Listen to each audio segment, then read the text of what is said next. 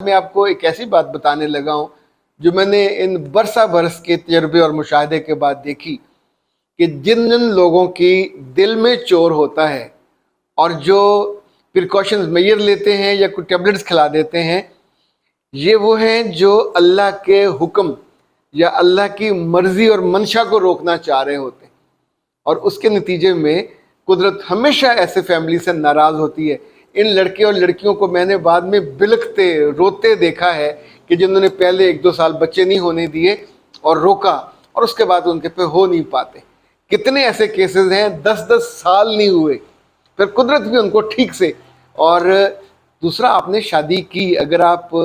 اپنی بیوی کا ذمہ داری بوجھ نہیں ہے، ذمہ داری نہیں اٹھا سکتے، اس کو پاکٹ منی، اس کے خرچے نہیں کر سکتے، بچوں کے خرچے سے آپ ڈر رہے ہو، تو کس حکیم نے آپ کے پاؤں میں لیٹ کے آپ کی منت ترلا کی تھی کہ جائیں اور جا کے دوسری کی خوابوں کو اور اس کے خیالوں کے محل کو زمین بوس کریں؟